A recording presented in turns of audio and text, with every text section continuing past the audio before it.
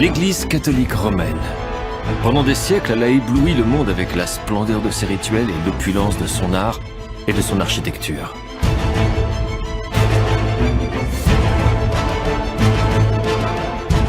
Aujourd'hui, elle rassemble 1,2 milliard de catholiques. Et tout cela au nom de Jésus, né dans une étable. L'Église catholique du XXIe siècle est une puissance financière mondiale. Elle emploie des millions de personnes, détient un patrimoine immobilier très important et réalise des investissements sur toute la planète. Mais aujourd'hui, comme toujours, les richesses de l'Église font l'objet de controverses. Je m'appelle John Dickey. Je suis historien. Ceci est une enquête au cœur des finances de l'Église. Elle va me conduire sur 2 continents et dans des lieux très inattendus.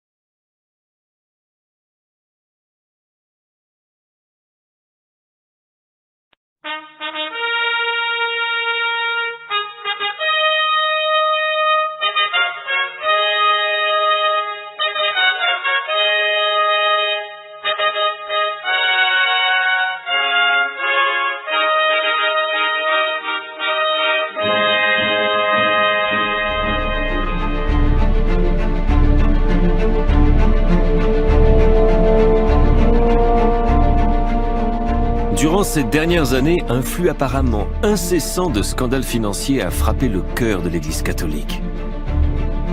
En Allemagne, un évêque a dépensé 31 millions d'euros pour rénover sa résidence diocésaine. Le président de la Banque du Vatican a été mis en examen. Même le majordome de l'ancien pape a ajouté son grain de sel, en rendant public des documents prouvant l'existence de conflits d'argent dans la hiérarchie de l'Église. Les scandales financiers ont donné l'image d'une Église sur la défensive, en proie à de nombreuses attaques. Un pape réellement réformateur comme Ratzinger a été boycotté par la Curie en raison des luttes à l'intérieur même de la Curie. Et ce, à tel point qu'avec sa démission, l'Église a semblé perdre de sa crédibilité auprès de l'opinion publique. L'urgence de mettre fin aux déboires et malversations financières est au cœur de l'élection du pape François en 2013.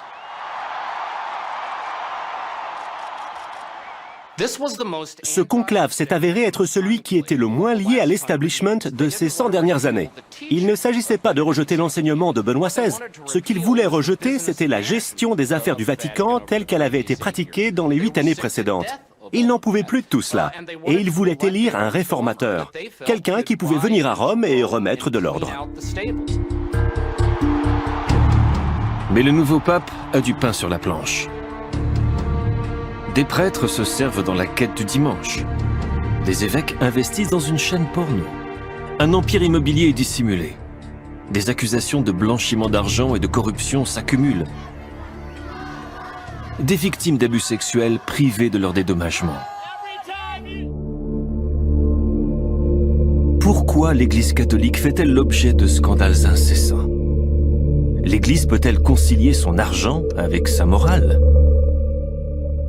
Mon voyage à la recherche de cette réponse commence loin des colonnes de la place Saint-Pierre et me conduit au cœur de l'Europe, en Slovénie, où un archidiocèse a provoqué la perte de la somme ahurissante de 800 millions d'euros.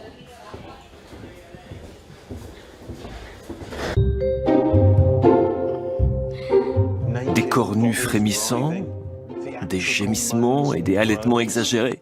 Ce n'est pas exactement le genre de choses qu'on s'attendrait d'une chaîne de télévision détenue par l'Église. Or, c'est précisément ce genre de pornographie qui était diffusé par une chaîne appartenant à l'archidiocèse de Maribor, en Slovénie. Les catholiques d'ici étaient suffoqués. Et ils s'étonnèrent encore plus lorsqu'il apparut qu'il ne s'agissait là que du début d'un scandale qui touchait leur Église.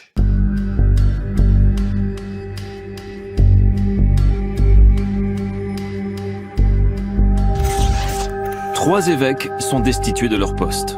Un prêtre est exilé dans un monastère autrichien. Un diocèse se retrouve au bord de la faillite. Voilà la fin amère d'une histoire qui a commencé en 1991, lorsque le pays s'est libéré du communisme et a acquis son indépendance. À Maribor, l'Église embrasse le capitalisme et se lance de manière inconsidérée dans le monde de la finance.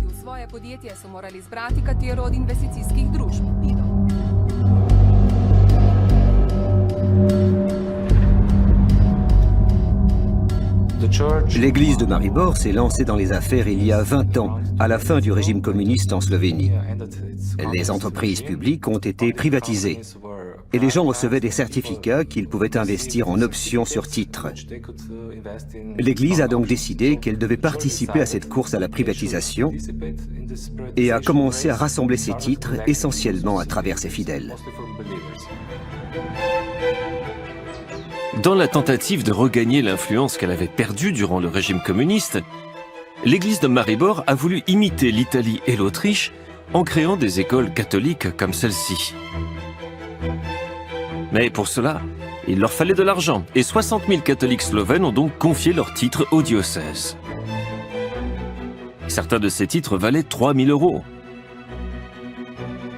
Et les premiers profits ont alimenté un goût pour le risque financier.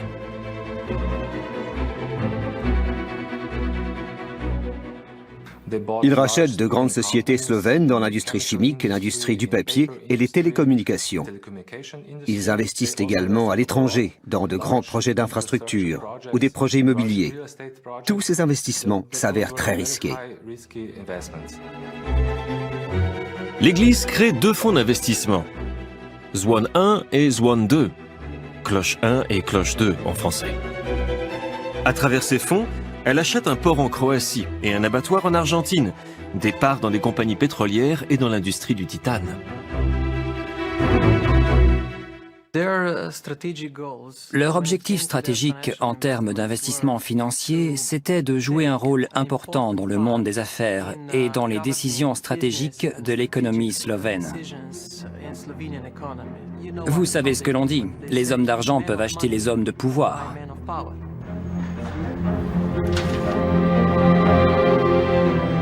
L'investissement le plus important et le plus risqué de l'archidiocèse est celui qu'il fait dans une société de médias et de télécommunications appelée T2, oui, celle qui diffusait les films porno. Elle aurait dû installer la fibre optique dans toute la Slovénie. Un projet avec un fort potentiel, soutenu par de généreux prêts bancaires, mais la crise de la zone euro a explosé.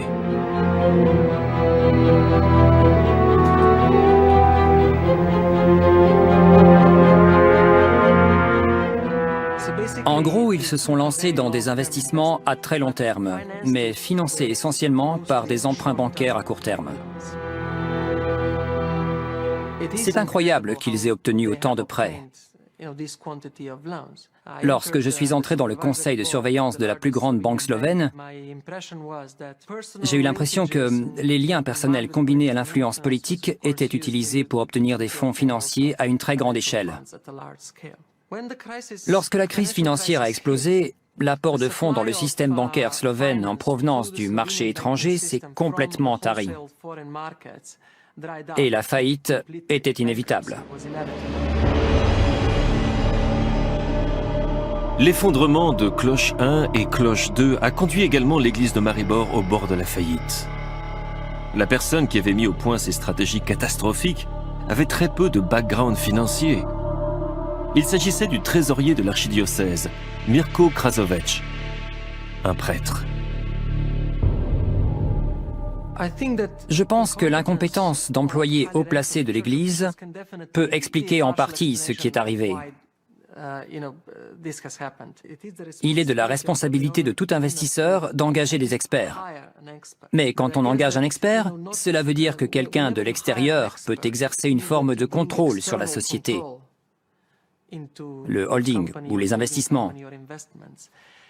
Et je pense que le contrôle extérieur, la transparence, c'est quelque chose qu'ils ont délibérément choisi de ne pas avoir. En 2007, Rome découvre ce qui se trame à Maribor lorsque son évêque demande l'autorisation de faire 2 emprunts de 5 millions d'euros chacun.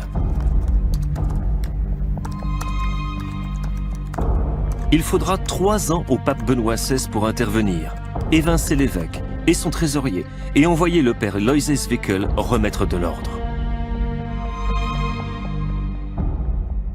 C'est un énorme défi pour l'église de Maribor. L'église de Maribor ne dispose que des ressources issues des fidèles. Elle doit faire face à de sérieux problèmes car sans les ressources financières, elle devra pourtant poursuivre sa mission pastorale. Elle devient ainsi une église très dépendante des fidèles et aussi au service des fidèles.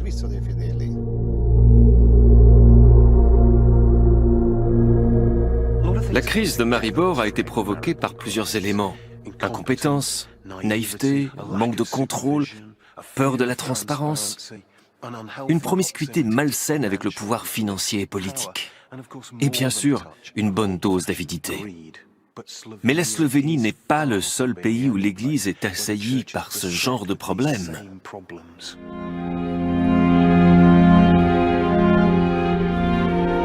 Avere di più, avere di più, avere di più. Ti porta all'idolatria. Ti distrugge il rapporto con gli altri.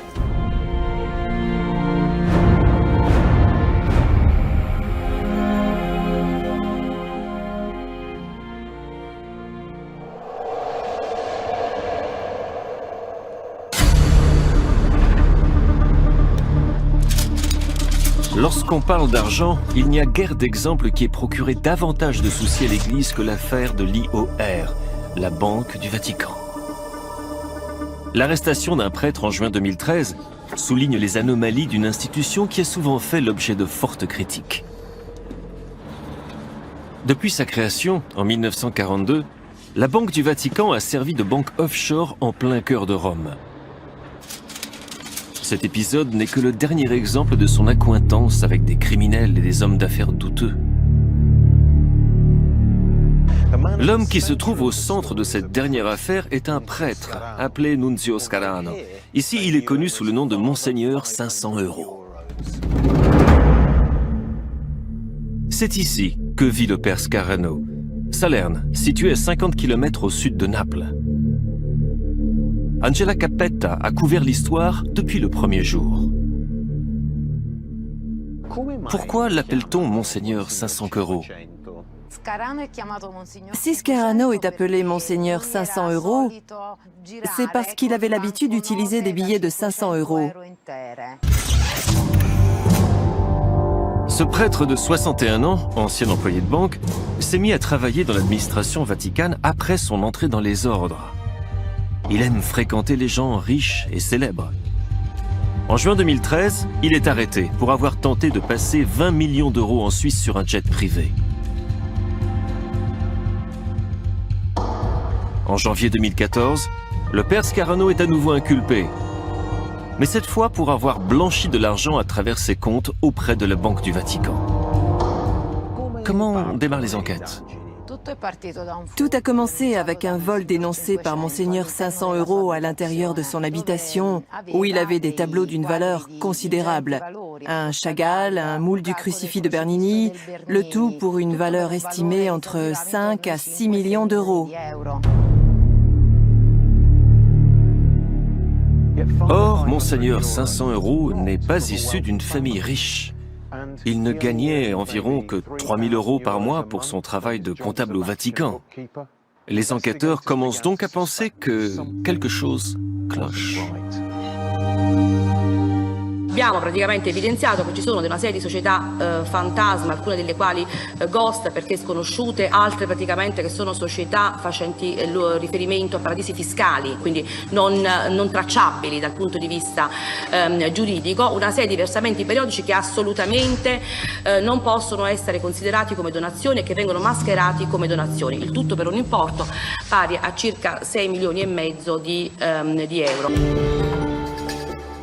Les enquêteurs ont examiné les comptes du père Scarano à la Banque du Vatican.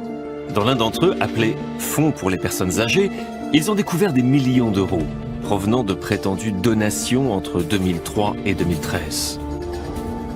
Très peu de cet argent semblait parvenir au vieillard de Salerne.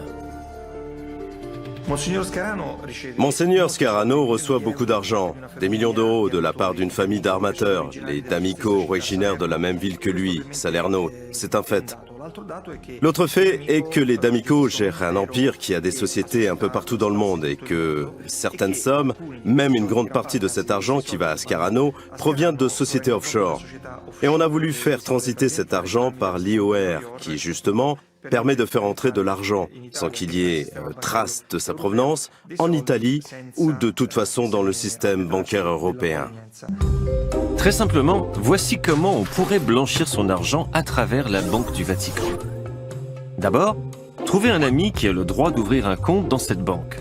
Puis, avec cet ami, créer une association caritative, disons une fondation pour des historiens sans le sou, et ouvrir un compte. Verser les donations, de préférence en liquide. Il s'agit de donations, qui donc demandera des comptes? Voici l'astuce. La Banque du Vatican détient des comptes de correspondance dans des banques de proximité pour ses clients en Italie et à l'étranger. Il suffit de transférer son argent sur l'un de ces comptes et, à condition que la banque de correspondance ne pose pas trop de questions sur un virement provenant de la banque du pape, il n'y aura aucun moyen de remonter jusqu'à l'origine de l'argent. Puis on transfère à nouveau l'argent sur son compte personnel et l'argent est aussitôt blanchi. Ensuite, on dépense son argent comme on le souhaite ou comme l'a apparemment fait Monseigneur 500 € en achetant des œuvres d'art et un appartement de 17 pièces. L'une des difficultés de la Banque du Vatican réside dans le fait que ce n'est pas une banque comme les autres. Dans une banque classique, toute personne qui passe dans la rue et qui a 10 $ en poche peut ouvrir un compte. Pour la Banque du Vatican, seules des entités bien précises peuvent le faire. Il faut être un ordre religieux ou un diocèse. Il faut avoir le droit d'ouvrir un compte. Après avoir passé cette sélection, la Banque du Vatican se comporte vis-à-vis du client comme s'il était l'un des leurs, un membre de la famille. Et du coup, il est malvenu d'enquêter sur la provenance de l'argent ou sur son utilisation. Mais tout cela pourrait vite appartenir au passé. Depuis le 11 septembre 2001, les inquiétudes concernant le financement du terrorisme international ont fait de la lutte contre le blanchiment une priorité internationale. Et le pape François a clairement fait comprendre que les scandales devaient cesser. Après l'arrestation de Scarano, le directeur de la Banque du Vatican et son directeur adjoint ont quitté leur poste. La Banque du Vatican, qui se trouve là-bas, est donc sur le chemin de la réforme. Ce changement a été mis en place par Benoît XVI en 2010. C'est en effet ce dernier qui approuve la première loi au Vatican contre le blanchiment d'argent. Il crée un organisme de contrôle financier et, avant de partir, il nomme un nouveau président de la Banque du Vatican qui commence à effectuer un contrôle des comptes. Résultat, plus d'une centaine de transactions douteuses ont été identifiées en 2013.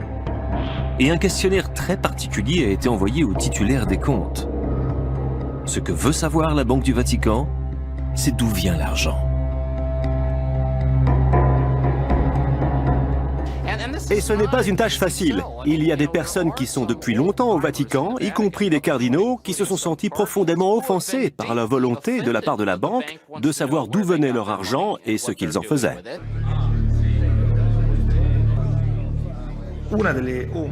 Une des zones d'ombre est certainement celle des fondations qui peuvent couvrir l'utilisation d'argent.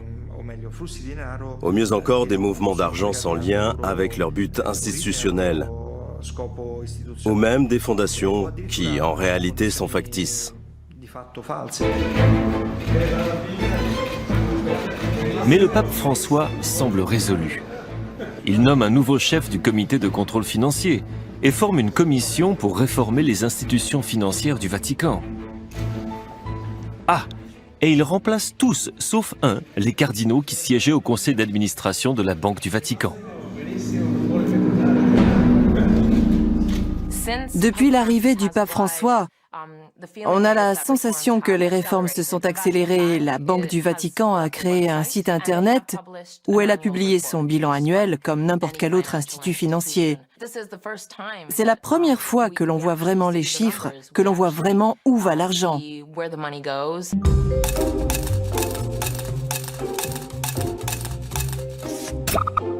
Compte tenu de tous les problèmes qu'elle a créés, la Banque du Vatican était étonnamment petite.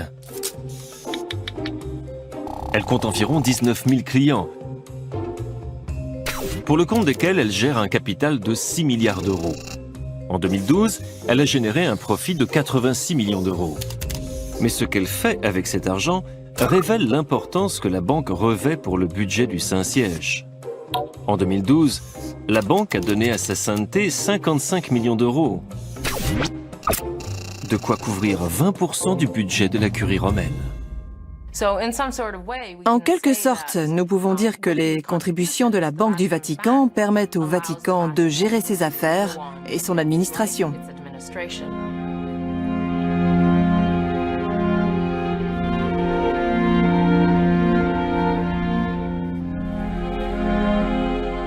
Io non so come finirà lo IOR. Alcuni dicono che forse è meglio che sia una banca, altri che sia un fondo di aiuto, altri dicono chiuderlo. Ma se sentono queste voci, io non so. Io mi fido del lavoro delle persone dello IOR che stanno lavorando in questo, anche della Commissione. Mais place Saint-Pierre, la transparence semble encore lointaine. Regardons de plus près le budget opérationnel du Saint-Siège.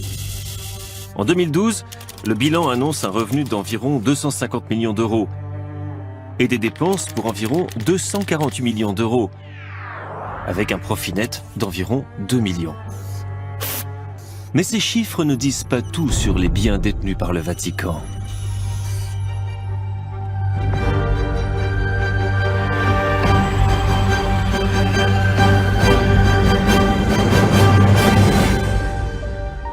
Lorsque les gens pensent à la richesse du Vatican, ses trésors artistiques et architecturaux sont les premières choses qui viennent à l'esprit. Mais la chapelle Sixtine et toutes les merveilleuses sculptures et peintures des musées du Vatican ne peuvent pas être vendues. En revanche, ce qui fait vraiment la richesse du pape, c'est quelque chose de bien plus prosaïque. La brique et le mortier.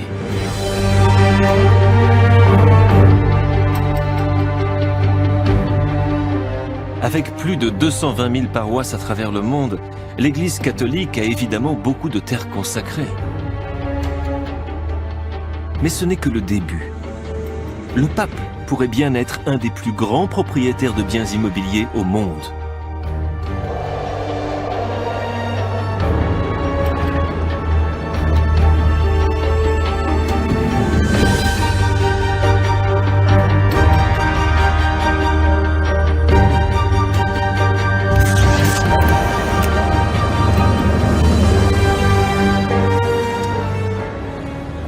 Londres attire comme un aimant grand nombre d'investisseurs immobiliers internationaux, mais je n'aurais jamais cru trouver l'Église catholique parmi eux. Je suis ici à Mayfair, l'un des quartiers les plus chers de la ville. L'immeuble devant moi a été acheté en 2006 pour 1 500 000 livres. Il en vaut à présent environ 25 millions. Pas mal comme investissement. Le journaliste David Lee a découvert l'identité de son propriétaire.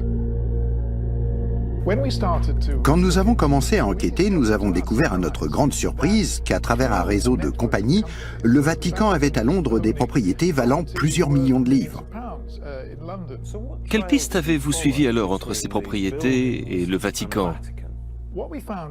Nous avons découvert que ces propriétés étaient toutes enregistrées sous le nom d'une société appelée Grolux. Lorsque nous avons cherché dans les archives, nous avons constaté que Grolux était relié à une société suisse appelée Profima, à travers une société intermédiaire new-yorkaise. Que pouvez-vous nous dire de Profima? Que fait cette société? Profima est un holding qui contrôle des propriétés du Vatican dans plusieurs pays d'Europe. Il est indiscutable que le Vatican contrôle son empire immobilier à travers elle.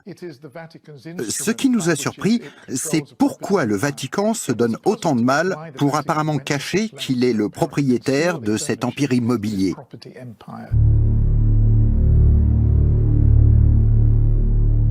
Ces documents remontent à la Deuxième Guerre mondiale. Et d'après ce qui est écrit ici, Profima était vu d'un mauvais œil par le gouvernement britannique. Il pensait que cette société servait à cacher la véritable origine de l'argent. En d'autres termes, celle d'un pays ennemi, l'Italie fasciste.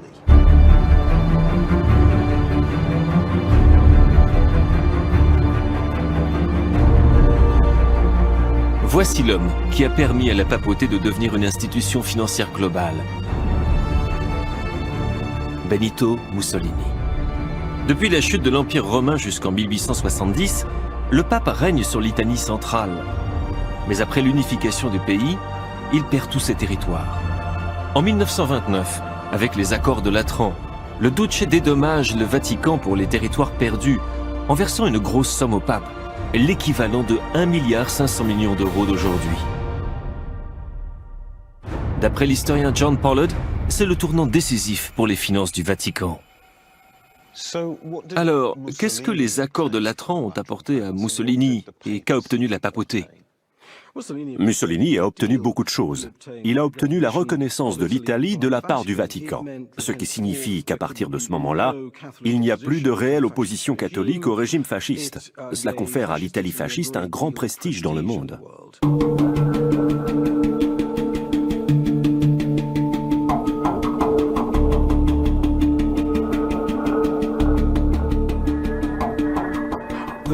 Le Vatican a désormais sa propre souveraineté territoriale indépendante. Il a ses propres réserves qu'il peut investir afin d'acquérir une certaine indépendance financière. À partir de ce moment, l'Église catholique romaine et le Vatican ne sont plus pauvres.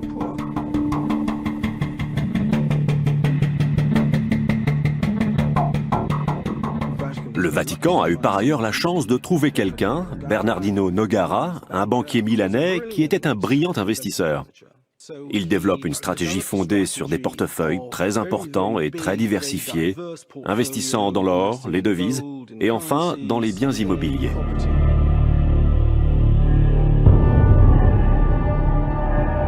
À partir de ce moment-là, le Vatican devient un géant international de l'immobilier. Mais c'est à Rome que sa sainteté détient le capital immobilier le plus important.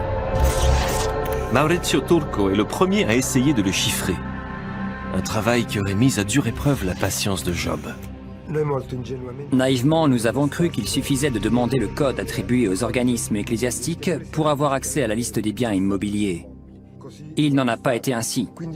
Alors nous avons travaillé sur une série de noms en rapport avec les saints, les congrégations, les ordres, pour pouvoir obtenir un cadre assez complet de ceux qui possèdent des biens immobiliers à Rome.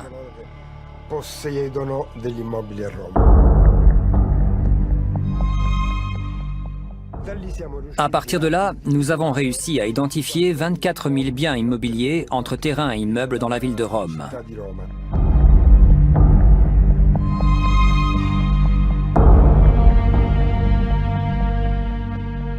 Pourquoi ce mystère?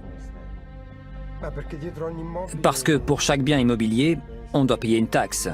La taxe sur les biens immobiliers, justement.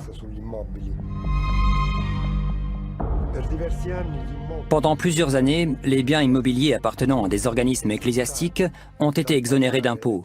Non pas sur la base de l'activité exercée à l'intérieur de l'immeuble, mais sur la base de la titularité, de la propriété de ce bien. C'est-à-dire que si le bien immobilier appartient à l'organisme ecclésiastique, il n'y a pas d'impôt à payer, même si on exerce des activités commerciales. Il suffisait d'une chapelle à l'intérieur du restaurant qui appartenait à un organisme ecclésiastique pour ne pas payer d'impôt. Des restaurants et hôtels catholiques. On ne trouve pas cela partout. Mais la ville éternelle en est remplie. Et il gagne beaucoup d'argent.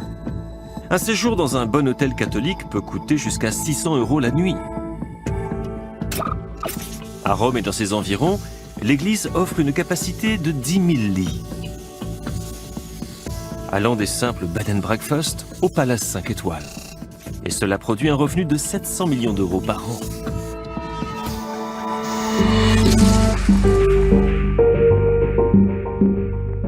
L'immobilier crée évidemment des profits. Mais en Italie comme ailleurs, cela peut aussi être un formidable outil de pouvoir. On peut s'en servir pour créer des liens entre, d'une part, le clergé, et de l'autre, des personnalités influentes au sein de l'État.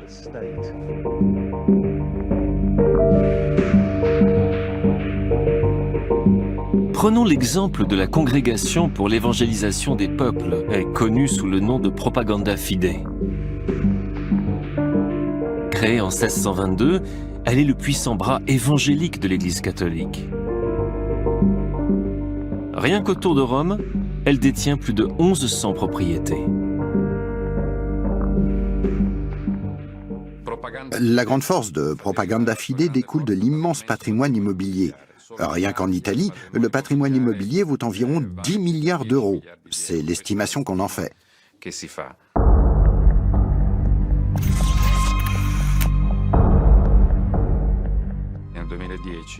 En 2010, de nombreuses révélations ont été faites sur le patrimoine de Propaganda Fidei, qui était loué à bas prix à des hommes politiques, à des fonctionnaires d'État, à des dirigeants publics et privés.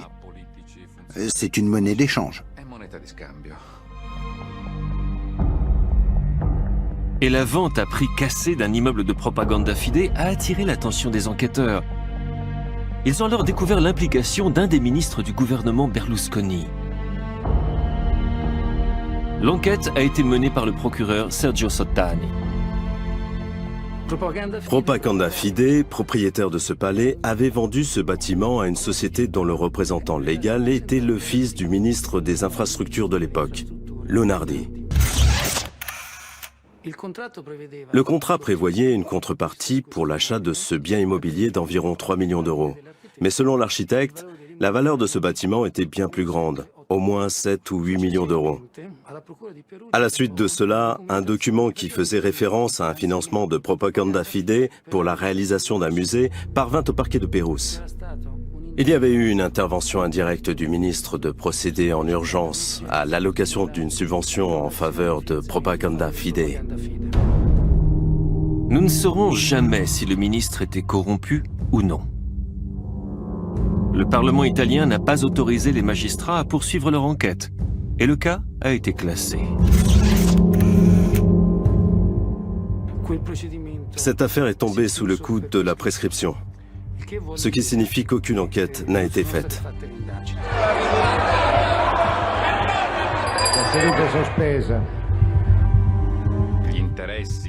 Pour l'État italien, les intérêts et les relations avec le Vatican sont trop importants pour les interrompre, qui plus est pour une enquête pour corruption.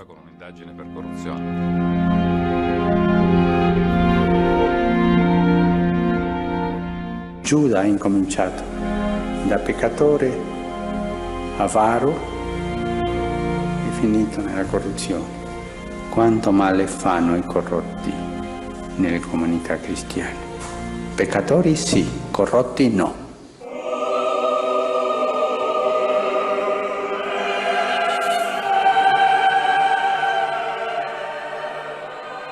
Tout au long de son histoire millénaire, les relations de l'Église avec les pouvoirs politiques ont souvent été financièrement avantageuses.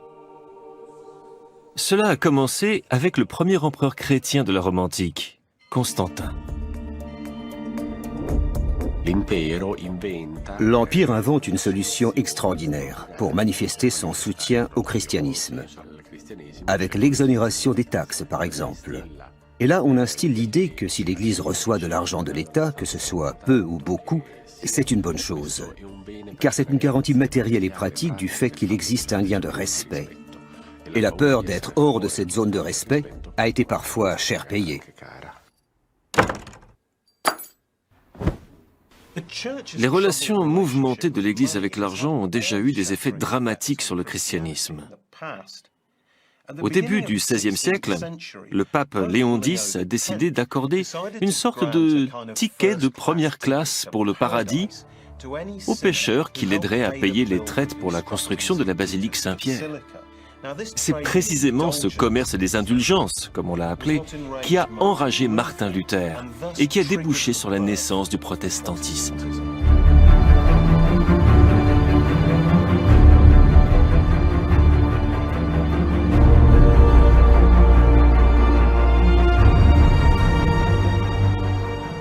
La vente de ces indulgences était une très bonne affaire.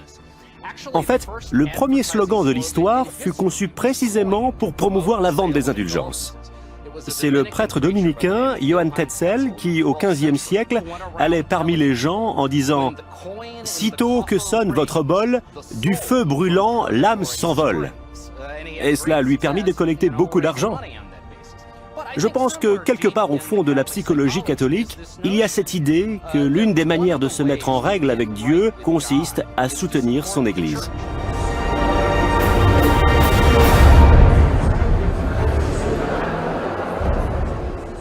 Les gens paient pour les messes. Ils font dire des messes pour les défunts. Pourquoi? Parce que le fait de dire une messe les aidera à sortir du purgatoire. Il y a encore cette mentalité-là chez les personnes âgées. Ma grand-mère, qui a 93 ans, c'est ce qu'elle fait. En guise de carte de vœux à Noël, elle envoie une carte disant qu'elle fait célébrer une messe pour votre mari. Et cela renvoie également au concept des indulgences.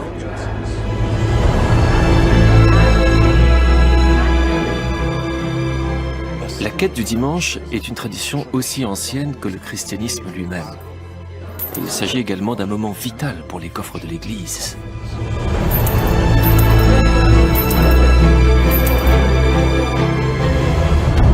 Avec ce don hebdomadaire, les catholiques contribuent à leur paroisse et à ses nombreuses initiatives. Des œuvres de bienfaisance jusqu'au bulletin d'information de l'Église. Mais toutes les offrandes ne restent pas au niveau local.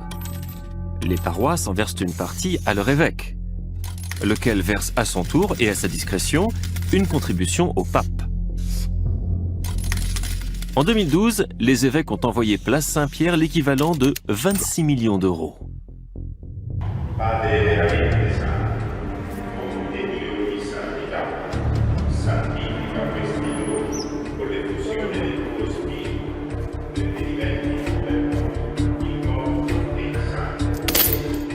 Mais l'argent que les fidèles mettent le dimanche dans le panier de la quête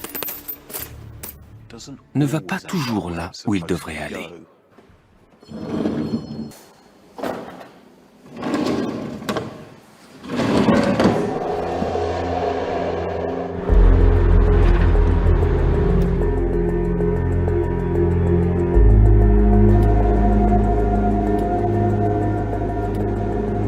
Le détournement de l'argent des quêtes est l'un des problèmes les plus graves que l'Église doit affronter dans le monde. Aux USA, où les quêtes du dimanche rapportent la coquette somme de 13 milliards de dollars par an, ce détournement atteint des niveaux records. Chuck Zeck a créé un master en management de l'Église à l'université de Villanova. Il me donne un petit cours.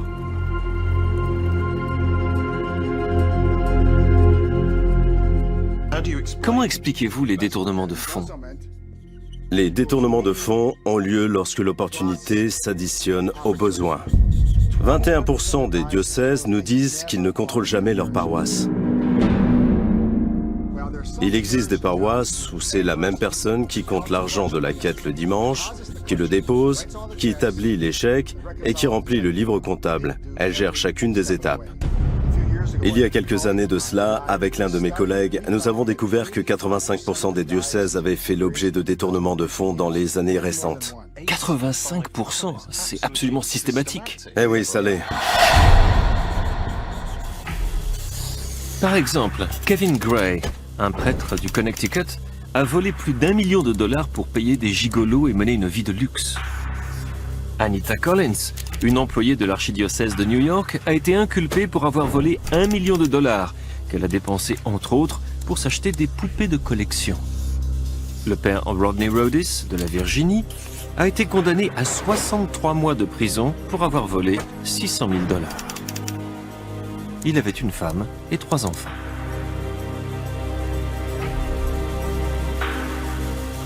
Personne ne s'attend à ce qu'un prêtre détourne les fonds de son église. Personne ne s'attend à ce qu'un employé laïque détourne les fonds de son église. Du coup, le type de contrôle financier qui se fait dans le monde des affaires n'est pas prévu. Plus qu'une incapacité à comprendre les principes du management, il me semble qu'il s'agit là d'une incapacité à comprendre la nature humaine. Se noi andiamo sulla strada delle ricchezze, se andiamo sulla strada della vanità, diventiamo lupi, no, pastori. Pregate per questo. Lorsqu'il s'agit d'argent, nous sommes face à l'une des institutions les plus désorganisées et décentralisées au monde. Cela est dû en partie au précepte suivant lequel les décisions sur l'utilisation des ressources financières ne devraient pas être prises par l'autorité centrale, mais qu'elles sont définies au niveau local. Et cela tient en partie au fait que l'Église est dirigée par des gens qui sont des grands experts en théologie et en liturgie, mais qui ont parfois un niveau très élémentaire de compréhension de la finance, et qui ne savent même pas quelles questions poser, ni forcément où chercher les réponses.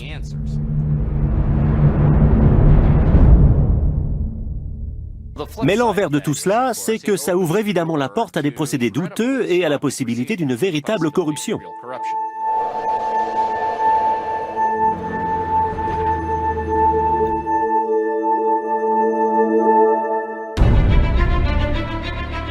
Il faut dire qu'il y a assez d'argent dans l'Amérique catholique pour tant terrain saint. En 2012, l'archidiocèse de Chicago, par exemple, a déclaré des actifs pour un total de 3 milliards 100 millions de $. À titre de comparaison, cette même année, l'archidiocèse de Cologne, le plus riche d'Allemagne, a déclaré 166 millions d'euros d'actifs.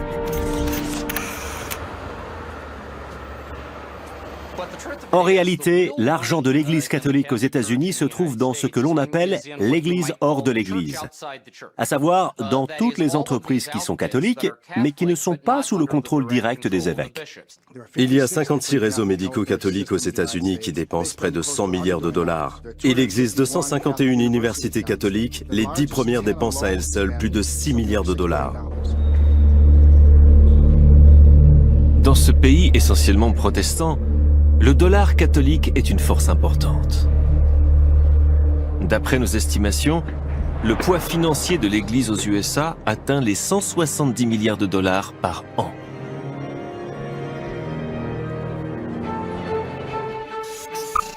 « 57% de cette somme est allouée au réseau sanitaire catholique et 28% aux universités. Tandis que les opérations quotidiennes des paroisses et des diocèses comptent seulement pour 6%, et les activités de charité pour 2,7%.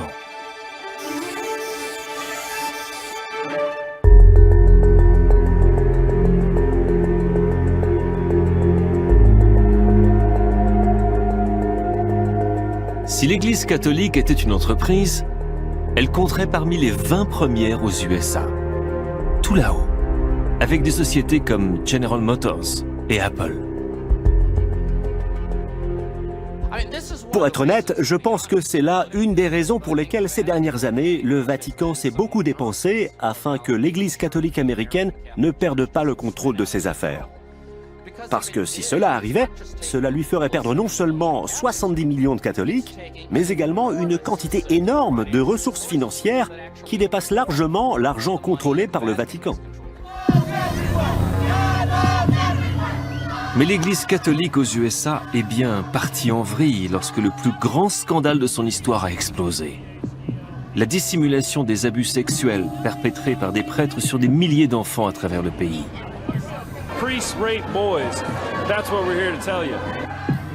Son impact sur les victimes, sur l'Église et sur ses caisses se fait encore sentir aujourd'hui. On estime que 3 milliards 300 millions de $ de dédommagement ont été versés aux victimes entre 1994 et 2012. Suite aux demandes de dédommagement de la part des victimes d'abus sexuels, 10 diocèses américains ont déjà fait faillite. À chaque fois qu'il y a une procédure de faillite, il faut produire une montagne de papier, produire une montagne de documents. Et ce sont ces documents qui nous ont appris énormément de choses que nous ne savions pas auparavant sur l'Église et sur son argent.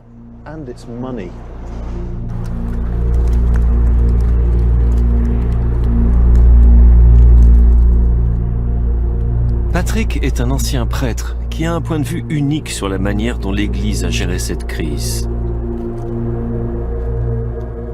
En tant que moine bénédictin de l'archidiocèse de Saint-Paul et de Minneapolis, j'ai fait ce que l'on fait dans chaque diocèse de ce pays et du monde. Il faut qu'il y ait quelqu'un disposé à s'occuper d'un auteur d'abus sexuels.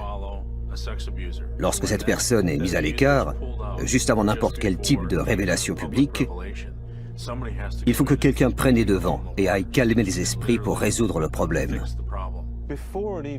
Avant même de parler de dédommagement, les abus sexuels sont une affaire qui coûte très cher à l'Église. Eh bien, lorsque je suis entré dans le conseil financier de l'archidiocèse de Saint-Paul, il y avait une partie du budget consacrée aux problèmes liés aux abus sexuels de la part du clergé et tout ce qui va avec. Les types qui doivent suivre des traitements dans différentes sortes d'établissements, qui ont des enfants, toutes ces choses pour lesquelles il faut payer. Mais elles doivent figurer sous des frais génériques, afin que personne ne le sache, sauf les personnes de la chancellerie et les prêtres qui sont en train de négocier ces accords. Et comment avez-vous vécu ce rôle d'intermédiaire pour les affaires d'abus sexuels sur des enfants au sein de l'Église catholique? Au bout de ma 5e mission, après avoir été confronté à de nombreux enseignants laïcs et ecclésiastiques ayant perpétré des abus sexuels, j'ai compris que ce problème durait depuis des siècles et qu'il constitue un réel problème financier interne réglé à travers des sommes versées au noir et que cela ne s'arrêtera pas. J'ai donc choisi de partir. Patrick Wall est devenu avocat et a rejoint Jeff Anderson, qui a représenté plus de 1000 victimes d'abus sexuels. Leur attention est actuellement concentrée sur Milwaukee, où 48 prêtres sont inculpés d'abus sexuels.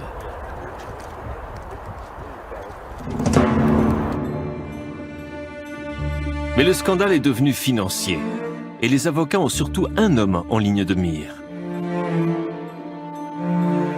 Timothy Dolan, archevêque de Milwaukee de 2002 à 2009. Il l'accuse d'avoir dissimulé l'argent du diocèse pour éviter de dédommager les victimes. Pendant plus de 20 ans, nous avons travaillé avec des victimes afin d'avoir accès à des documents jusque-là confidentiels. Récemment, au cours de ces 2 dernières années, la Cour a ordonné de rendre publics ces documents. Dans les 50 000 pages qui les composent, on a découvert que l'archevêque Dolan a reçu l'autorisation du Vatican pour transférer presque 60 millions de dollars dans la fondation du cimetière. Pourquoi aurait-il placé une telle somme d'argent dans la fondation d'un cimetière qui était déjà autofinancé? Il existe une seule raison à ce transfert. La décision de la part de l'archevêque Dolan de faire en sorte que ni lui ni son diocèse ne soient obligés de répondre aux victimes. La preuve est une lettre datée du 4 juin 2007. Dans laquelle l'archevêque Dolan écrit au Vatican pour demander l'autorisation d'un virement. Les fonds faisant l'objet du virement sont ceux destinés à l'entretien perpétuel des cimetières catholiques, gérés et détenus par l'archidiocèse de Milwaukee. Le virement de ces capitaux vers la fondation entraînerait le transfert de la même obligation et restriction. Le transfert de ces capitaux à la fondation devrait permettre de mieux protéger ces fonds des demandes d'indemnisation et des responsabilités.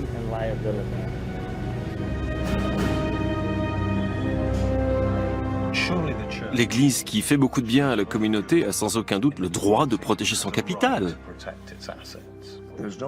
Il est indiscutable que l'Église catholique romaine a fait beaucoup de bien, mais il est tout aussi indiscutable qu'elle a beaucoup de pouvoir et qu'afin de préserver ce pouvoir, de faire le bien, elle a commis et a continué de commettre des délits systématiques afin de cacher tout ce qu'elle a fait pour protéger sa réputation. Et c'est dans ce contexte qu'elle fait le bien et qu'elle fait aussi le mal, et qu'elle permet au mal de se faire.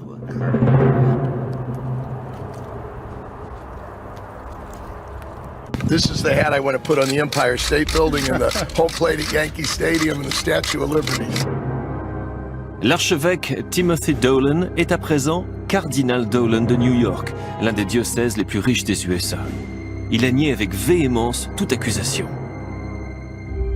Baliverne. L'archidiocèse de Milwaukee a une excellente réputation d'intégrité fiscale et de transparence. Les accusations téméraires de ses avocats comprenaient également la dissimulation des fonds du cimetière, qui est évidemment protégé par les lois de l'État du Wisconsin et ne peut être touché ou transféré par qui que ce soit. Donc, ces accusations sont fausses.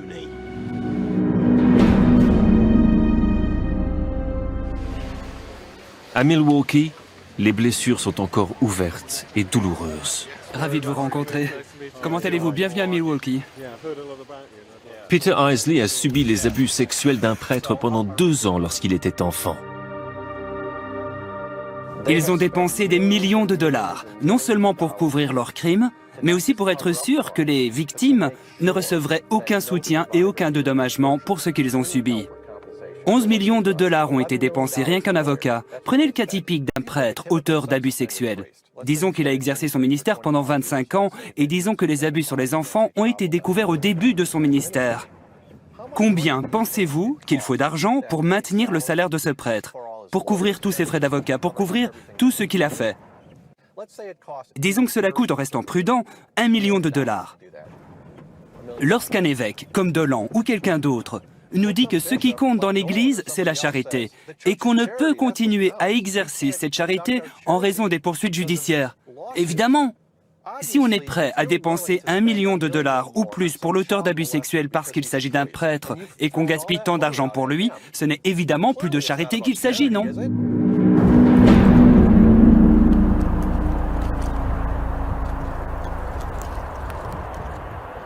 En janvier 2011, l'archidiocèse de Milwaukee a déposé le bilan. Avec 575 demandes d'indemnisation pour abus sexuels, des frais de justice atteignant 11 millions de dollars, c'est l'un des dépôts de bilan les plus gros et les plus controversés de tous les diocèses américains. La question du fonds des cimetières n'est toujours pas réglée.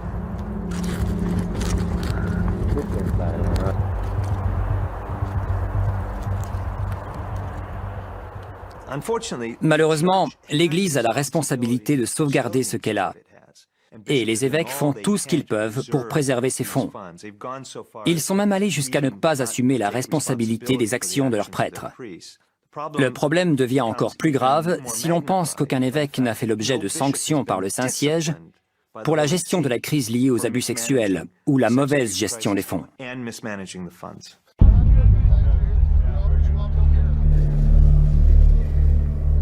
La question des dédommagements à verser aux victimes d'abus sexuels de la part de prêtres a déclenché une bataille légale, État après État, à propos du délai de prescription américain. Il s'agit de déterminer si l'abus a eu lieu il y a trop longtemps pour faire l'objet d'une poursuite judiciaire. Si l'Église perd cette bataille, elle risque de devoir verser des dédommagements encore plus importants aux victimes encore en vie. C'est pourquoi l'Église investit beaucoup à présent dans le lobbying politique. Un rapport a établi que la Conférence américaine des évêques catholiques, le plus haut niveau de la hiérarchie ecclésiastique, a dépensé plus de 26 500 000 $ rien qu'en 2009 pour influencer la politique publique sur des questions inhérentes à la religion. Je crois qu'aux États-Unis, l'Église catholique est la confession la plus importante. Nous sommes dans un pays qui a beaucoup de religions différentes, et c'est la plus importante. Et vous savez quelle est la deuxième confession? Les ex-catholiques, à savoir des personnes qui ont quitté l'Église catholique. Et pourquoi? Beaucoup d'entre eux disent « c'est une organisation très riche, hypocrite, que ce n'est qu'une histoire de fric », ce qui est injuste vis-à-vis de plein de braves gens qui donnent leur vie pour aider leurs frères et leurs sœurs en faisant des œuvres de charité et en proclamant la miséricorde et l'amour de l'Évangile. Denaro è lo sterco del diavolo.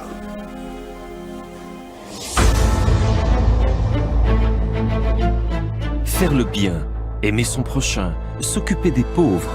Voici quelques-uns des principes du catholicisme qui ont touché et convaincu des gens du monde entier à aider l'Église en donnant de l'argent et des immeubles pour ses bonnes œuvres ou de l'art pour diffuser son message.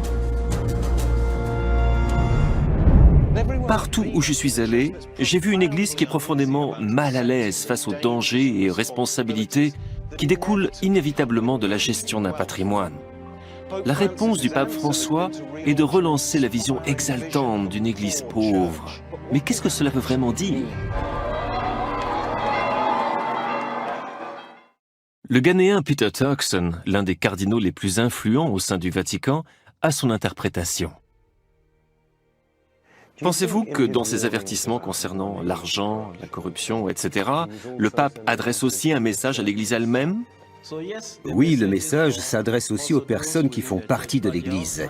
Il concerne leur rapport à l'argent et à la richesse et la manière dont cela peut compromettre la crédibilité de leur prédication de l'Évangile et leur propre ministère. Le message s'adresse donc à chacun d'entre nous. Le pape François donne lui-même l'exemple. Il a refusé bon nombre des privilèges de son office. Il roule dans la première voiture disponible. Et il préfère loger dans une chambre d'hôtel plutôt que dans la majesté du palais apostolique. Il a dit qu'à partir du moment où le prêtre fait bien son métier, le peuple l'aide. C'est le prêtre qui doit chercher les pauvres. Il n'est pas le petit seigneur local, il est au service des fidèles, et donc l'argent ne sert que dans la mesure où il donne crédibilité à sa mission. C'est utile si cela aide, sinon l'argent devient vraiment un obstacle à ta mission.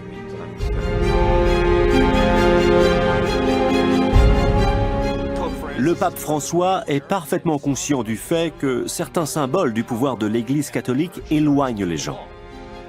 L'or, le rouge, les dentelles, cela ressemble davantage aux symboles de privilèges qu'à ceux d'un service. Et il essaie vraiment de beaucoup réduire tout cela.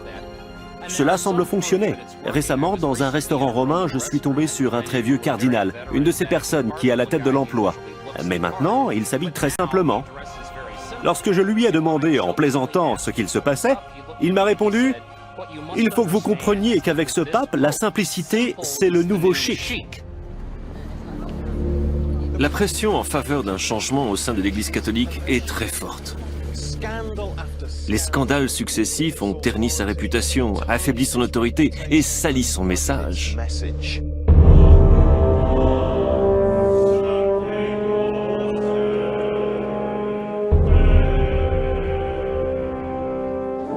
Le pape François essaie de remettre de l'ordre dans sa maison. Il a autorisé l'examen des comptes du Vatican. Il s'élève contre l'avidité, l'avarice et l'ostentation.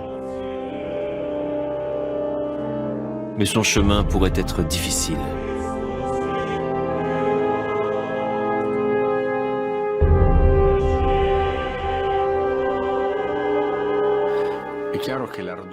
Il est clair que l'ardeur et l'intensité de la réforme que le pape François a entreprise rencontrent des difficultés.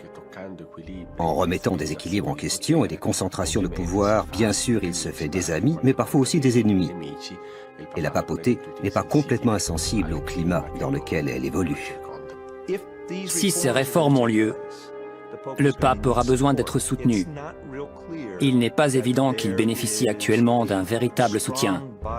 Il a déstabilisé beaucoup de personnes, et pas seulement au Vatican.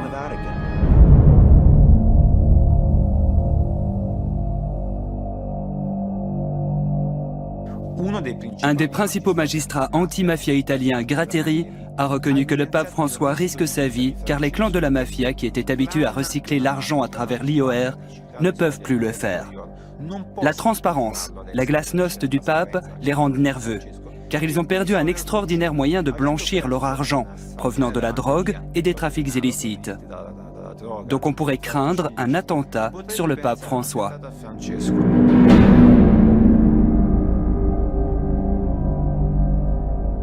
L'Église a 2000 ans. Pour que le pape François puisse réussir ses réformes, il faudra donc que les choses changent plus vite que dans presque toute son histoire. Quoi qu'il en soit, à la fin de ce voyage, je me demande si l'Église n'est pas éternellement condamnée à avoir une relation d'amour-haine avec l'argent. Il faut de l'argent pour faire ce que l'Église veut faire dans le monde. Si elle veut servir les pauvres, si elle veut dire la messe, il faut qu'elle ait des ressources financières.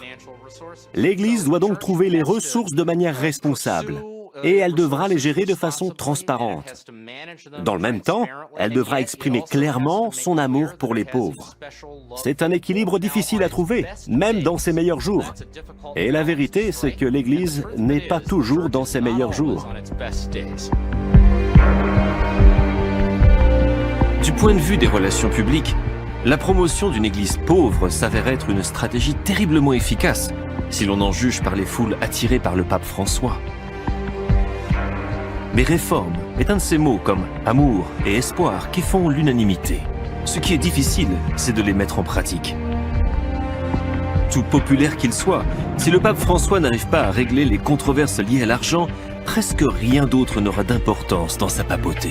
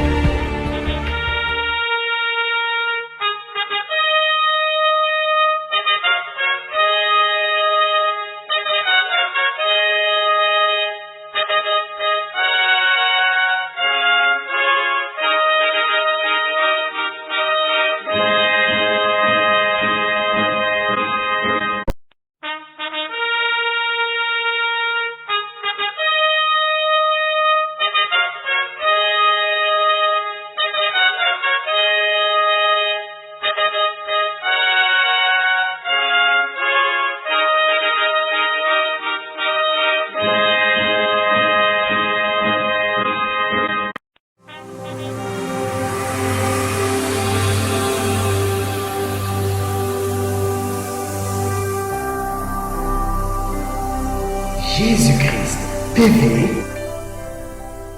vous connaîtrez la vérité et la vérité vous affranchira.